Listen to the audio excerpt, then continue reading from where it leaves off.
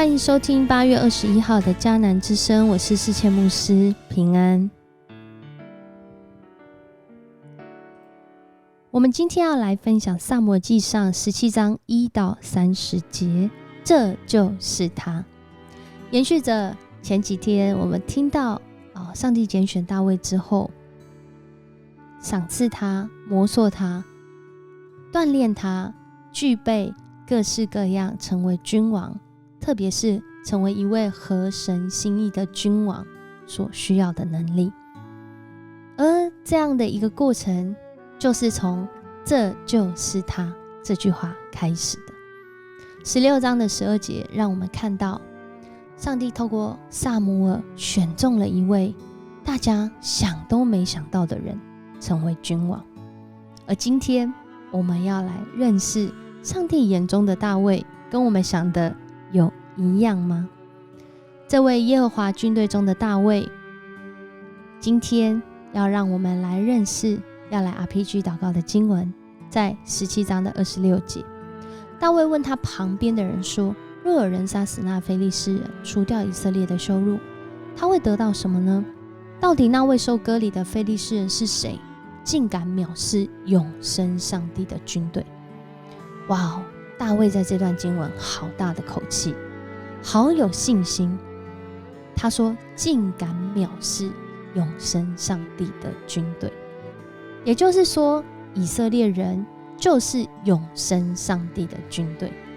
这些非利士人才是那些不知死活的人。当时大卫讲这段话，如果我们正在现场，我们正在认识这个大卫的身份的时候，或许我们跟大卫会有不一样的看法，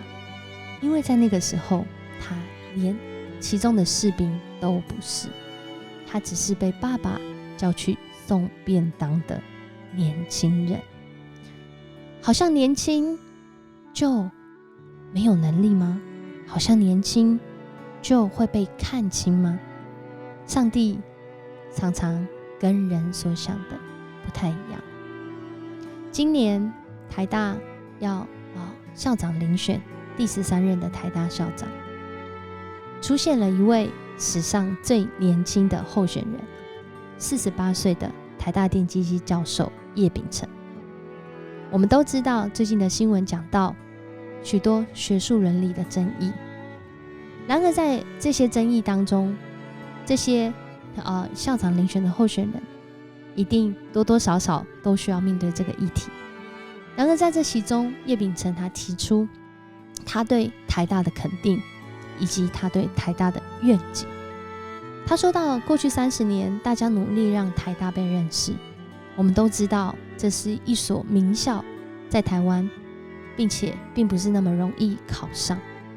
而未来30年呢，要努力让台大被尊敬，不只是被认识是一间名校，更是要让大家喜欢并且尊敬台大。要怎么做呢？就是要打造一个具有真实影响力的大学。当我们听到这里的时候，我们觉得这是一位年轻学者的口号，还是他对自己真实的认识？如果我们知道叶丙成教授的事迹，我相信你心中已经有答案了。但我们要来拭目以待。今天这个位大卫，他不是候选人，而是他已经是被选中的人。选中大卫将来要成为君王之后，今天的经文好像就是一个新的第一个挑战。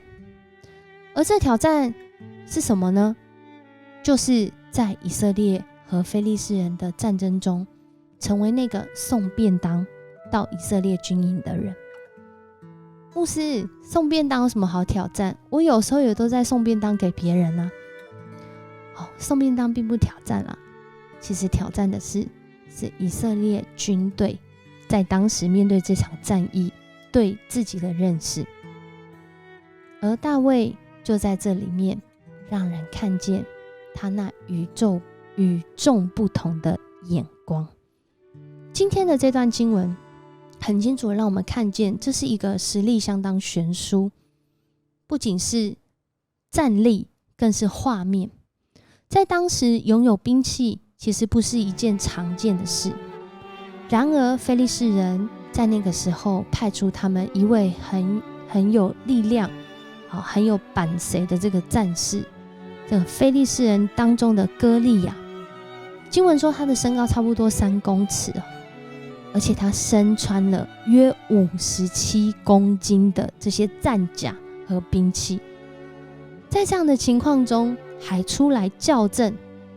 说这些军队只不过就是扫罗的奴隶奴仆啊，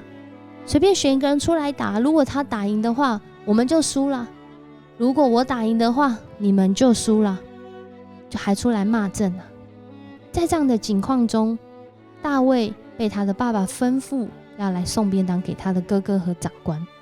就是送当时他们吃的食物。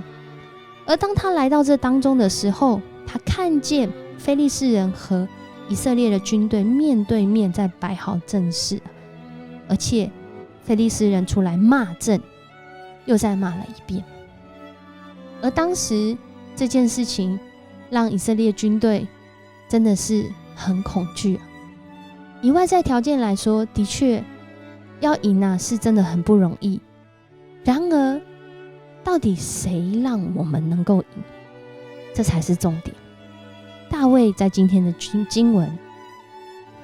从一个不是士兵，不是这军队里面一员的角色，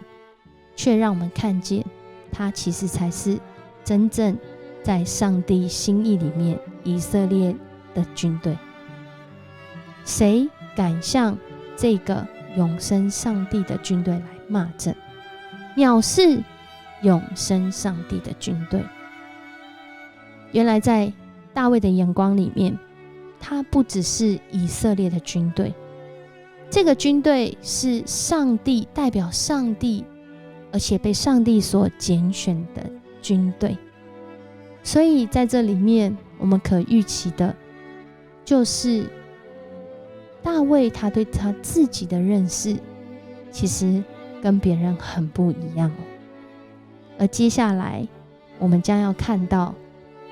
在这个不被看重，甚至当他说了这段话之后还被他的哥哥骂，说你在想什么？你是想要看我们打起来吗？你不要以为我不知道你在想什么。大卫接下来所要做的跟他哥哥认为的很不一样，因为他心里早有定见，他是永生上帝的军队，并且这样的一个认识不是说说口号，而是他真实有这背后的心理素质和纪律规范。在接下来的经文我们就会看见，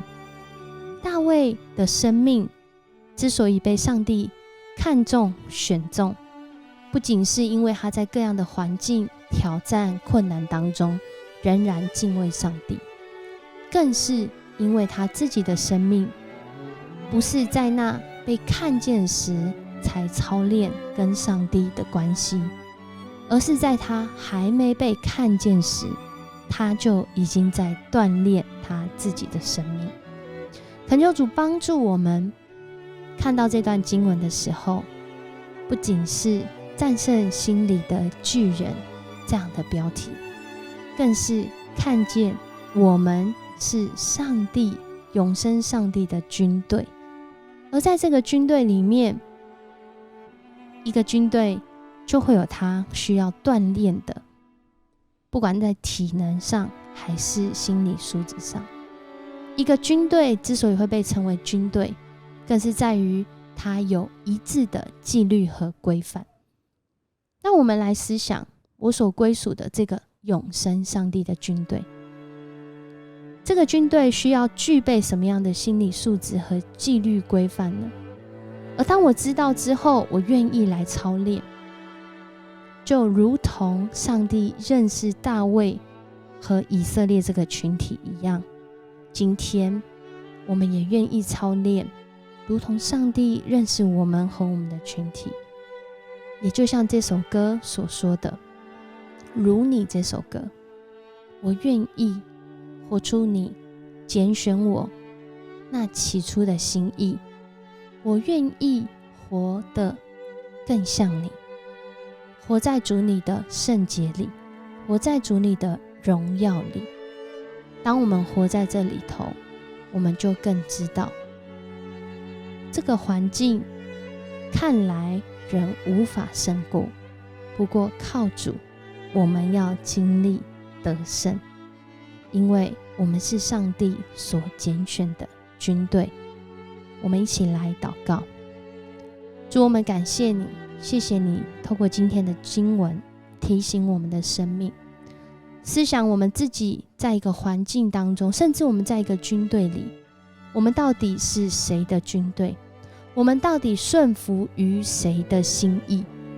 恳求主你帮助我们，如同大卫一样，即使环境不是那么的